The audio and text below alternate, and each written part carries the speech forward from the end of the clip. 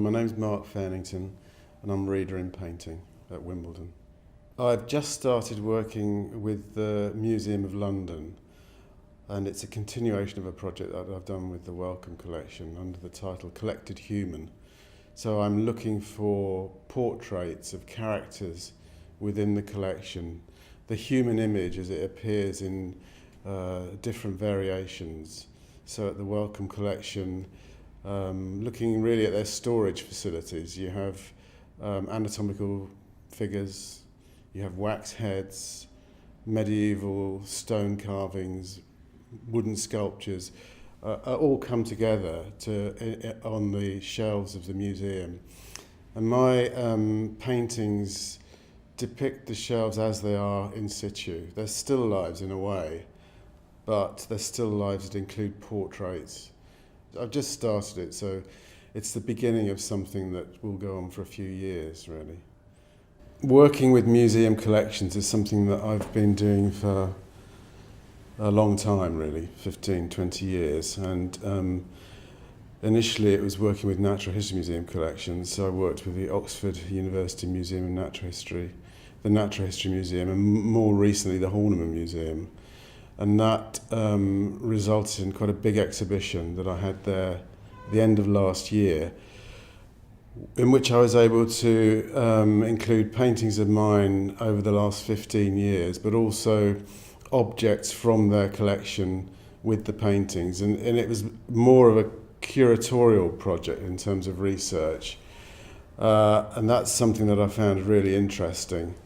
So although all of the work I've done with museum collections is based on photography that's made in situ, the work really takes form in the studio as paintings, and they vary hugely in scale from the miniature paintings that I've been doing with the Wellcome collection to salon-sized paintings that were the Natural History Museum out storage depot that would be 3-4 metres wide by 2 or 3 metres high.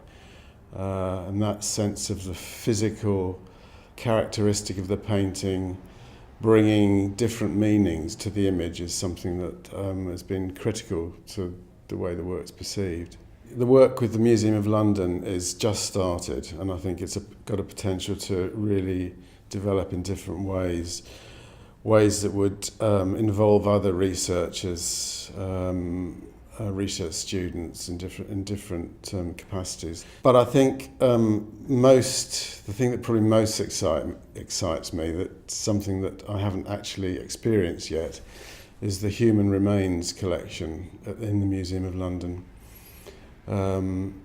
which is underneath the main building and contains different kinds of human remains.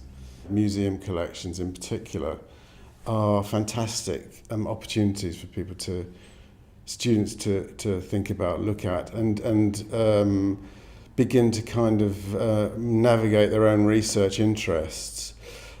It's something that I'm beginning to kind of get a greater understanding of myself. Students want to know, well, how do you get into these places? How do you begin to kind of negotiate with the curators that work there to begin to build a project, that sort of thing. So it's a very direct relationship between my personal experience and my history and what students are beginning to think about and ask.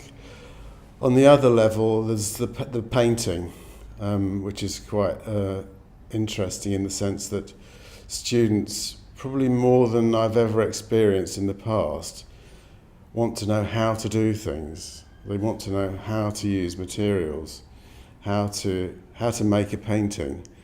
And I think one of the things about working at Wimbledon, because it's a medium-specific pathway, it's a painting pathway, is that there's a very strong interest in that, and that obviously is the things that I'm thinking about in the studio, what I'm doing in the studio, how I'm going about making things. I mean, it's sort of the craft of it, really, I think is hugely significant.